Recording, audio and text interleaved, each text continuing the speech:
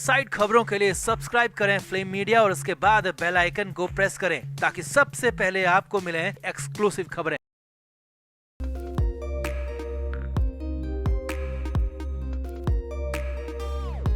एक तरफ तो शरद पवार आरएसएस और बीजेपी की तारीफ कर रहे हैं, वहीं पर आदित्य ठाकरे की फडणवीस से मुलाकात ने महाराष्ट्र की सियासत में काफी गहमा गहमी मचा दी है। इसी बीच सबसे बड़ी खबर शिवसेना यूबीटी की तरफ से आ रही है, जहां पर संजय राउत ने मीडिया के सामने आकर बड़ा ऐलान कर दिया। संजय राउत ने साफ साफ कहा कि उद्धव ठाकरे चाहते हैं कि यूबीटी बीएमसी चुनाव में अकेले मैदान में उतरे। संजय राउत ने यहाँ पर पहली बार मीडिया के सामने बहुत ही इज्जत से, बहुत ही रिस्पेक्टफुली बात करी और कहा कि एमवीए से उनका हर रिश्ता खत्म हो चुका है और यूबीटी ने फैसला किया है कि बीएमसी चुनाव में अकेले ही लड़ा जाए। यहाँ पर संजय राउत के तेवर काफी बदले हुए नजर आए, सुर काफी बदला हुआ नजर आया, पिच काफी स्लो लगी। यानी कि यहाँ पर साफ साफ दिख रहा था कि उद्धव ठाकरे की डांट का, फटकार का असर संजय राउत पर बखूबी हुआ है। इसीलिए संजय राउत पहली बार मीडिया से बेहद अदब से पेश आए और स्लो पिच में कहा कि बीएमसी चुनाव में यूबीटी अकेले लड़ने जा रही है। यहाँ पर संजय राउत ने ना ही कोई उल जुलूल बयान दिया, ना ही कोई ऐसा शब्द कहा जिसको लेकर हंगामा किया जाए। यानी कि उद्धव की फटकार का असर संजय राउत पर साफ साफ दिखा। तो आपको भी संजय राउत का पूरा बयान दिखाते हैं। आप भी संजय राउत के इन बदले हुए तेवर पर, स्लो पिच पर अपनी राय कमेंट बॉक्स में जरूर दें और वीडियो को भी शेयर करें।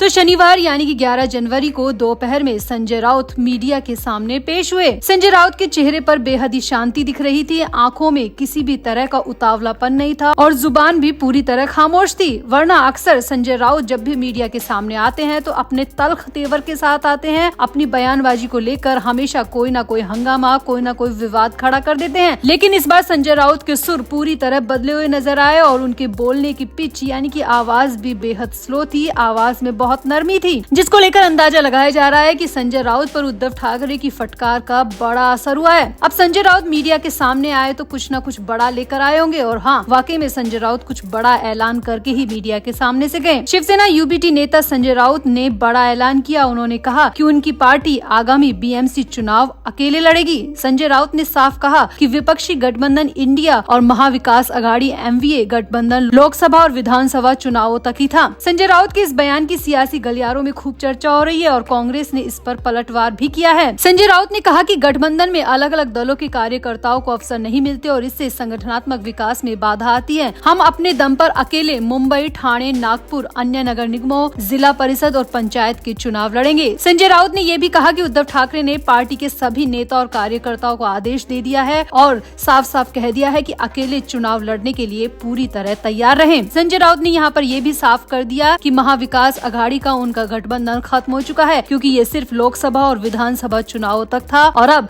जो भी चुनाव आगे होंगे वो यूबीटी अकेले लड़ेगी और ये फैसला उद्धव ठाकरे का है। संजय राउत ने साफ साफ कहा कि हम अपने नेताओं और कार्यकर्ताओं का मनोबल बढ़ाने के लिए हैं, ना कि घटाने के लिए, और गठबंधन में रहकर हमारे कार्यकर्ताओं का मनोबल कम हो रहा था। इसीलिए उद्धव ठाकरे ने फैसला किया है कि बीएमसी समेत आगे आने वाले तमाम चुनाव यूबीटी अकेले लड़ेगी। अब संजय राउत तो बेहद ही अदब के साथ ये ऐलान करके निकल गए, लेकिन संजय राउत के इस ऐलान से कांग्रेस को बहुत मिर्ची लगी है। जी हाँ, महानगर पालिका पर संजय राउत के दिए गए बयान पर कांग्रेस नेता वर्षा गायकवाड़ ने कहा कि संजय राउत को हर दिन बोलने की आदत है, लेकिन आखिरी फैसला उद्धव ठाकरे ही लेंगे। मुझे लगता है कि हर पार्टी के कार्यकर्ता की एक अपनी भूमिका होती है। संजय राउत के बयान पर मैं अपना बयान देना भी जरूरी नहीं समझती। हमने ईमानदारी से एमवीए के लिए काम किया है। संजय राउत कौन होते हैं एमवीए को खत्म करने वाले? वर्षा गायकवाड़ ने कहा कि अघाड़ी की हर बात मीडिया के सामने नहीं बोली जानी चाहिए। वैसे भी संजय राउत को हर दिन सुबह आकर बोलने की आदत है, लेकिन उनके पक्ष के नेता उद्धव ठाकरे हैं। हमारे लोग भी भूमिका रखते हैं और आखिरी फैसला हम उद्धव ठाकरे के जरिए लेना चाहते हैं, न कि संजय राउत के कहने पर। संजय राउत के इस ऐलान से हमें कोई फर्क नहीं पड़ता। यानी कि यहाँ पर वर्षा गायकवाड़ का साफ साफ कहना था कि संजय राउत मीडिया के सामने कुछ भी कहे, उन्हें कोई फर्क नहीं पड़ता जब तक कि उद्धव ठाकरे खुद इस बात का ऐलान नहीं कर दे। तो यहाँ पर संजय राउत बेहद अदब के साथ मीडिया से पेश आए, बड़ा ऐलान किया, लेकिन कांग्रेस उनके ऐलान से बुरी तरह चिढ़ गई है। तो क्या वाकई में महाराष्ट्र में महाविकास अघाड़ी अब खत्म हो चुका है? और अगर यूबीटी अकेले चुनावी मैदान में उतरती है तो क्या इसका फायदा यूबीटी को होगा या फिर भारी नुकसान चुकाना पड़ सकता है? संजय राउत के इस पूरे बयान पर और संजय राउत की इस तहजीब पर आपका क्या कहना है? आप भी अपनी राय कमेंट बॉक्स में जरूर दें और वीडियो को भी शेयर करें।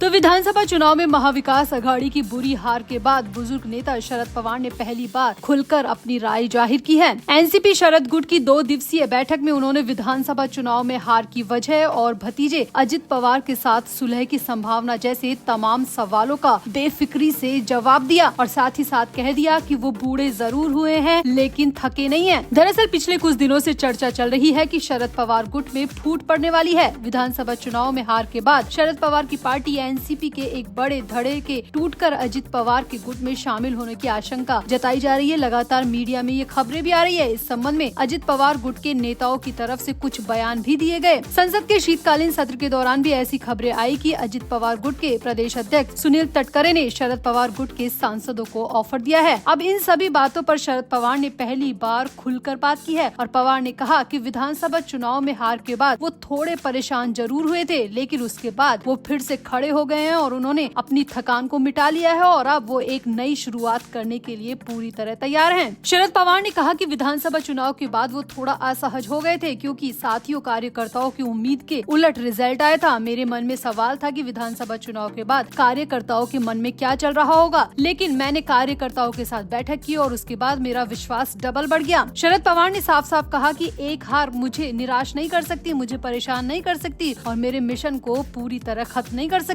शरद पवार ने कहा कि मैं सोच रहा था कि पिछले 60 सालों में नेहरू गांधी विचारों की क्या स्थिति थी। एक साल ऐसा भी था जब राज्य में कांग्रेस पार्टी पूरी तरह सफा हो चुकी थी। सतारा, सांगली, कोल्हापुर में पूरी तरह हार हुई थी। धुले, नासिक, जलगांव में 100% हार हुई थी। 1957 की स्थिति अलग थी लेकिन फिर 1972 में हालात बदले और कांग्रेस को 288 में से 230 सीटें मिल गयी। शरद पवार ने यहाँ पर यह भी याद दिलाया कि 1980 में चुनाव हुए और मेरे नेतृत्व में 58 से 59 लोग चुने गए। मैं किसी वजह से इंग्लैंड चला गया और वापस आया तो केवल 6 सीटें रह गई, लेकिन मैंने फिर से पार्टी का पुनर्गठन किया और उसके बाद 72 सीटों पर जीत मिली। शरद पवार ने कहा कि तब तो मेरी उम्र कम थी और मुझे अनुभव भी बहुत कम था, लेकिन अब मुझे पूरा अनुभव है और मेरी उम्र उस पड़ाव पर है कि मुझे खोने का कोई डर नहीं है। इसीलिए मैं पार्टी को फिर से मजबूती से वापस लाने की अभी भी ताकत रखता हूँ। शरद पवार ने कहा कि मैं आज सुबह से देख रहा हूँ कि हर किसी की भूमिका संकट से उबारने की है, लेकिन मैं संकट को इतना बड़ा नहीं मानता। हार जीत तो चलती रहती है, लेकिन अब जो मेरा प्लान मेरे दिमाग में है वो शायद किसी और के दिमाग में हो ही नहीं सकता। शरद पवार ने यहाँ पर साफ साफ संकेत दिया कि उनके पास नया प्लान है और वो एक बार फिर से मजबूती के साथ खड़े नजर आएंगे। शरद पवार ने यहाँ पर साफ साफ ये भी कहा कि जो चले गए उनके साथ हाथ मिलाने की कोई वजह ही नहीं बनती। यानी कि यहाँ पर शरद पवार ने अजित पवार के साथ सुलह की सारी संभावनाओं को नकार दिया और शरद पवार ने कह दिया कि उनका प्लान बी कई लोगों पर भारी पड़ सकता है। तो क्या है शरद पवार का प्लान बी? क्या वो वाकई में केंद्र में बीजेपी के साथ हाथ मिलाने जा रहे हैं या फिर कुछ और ही नया लेकर आ रहे हैं? आपको क्या लगता है शरद पवार के इस पूरे बयान पर आपका क्या कहना है? आप भी अपनी राय कमेंट बॉक्स में जरूर दें और वीडियो को भी शेयर करें।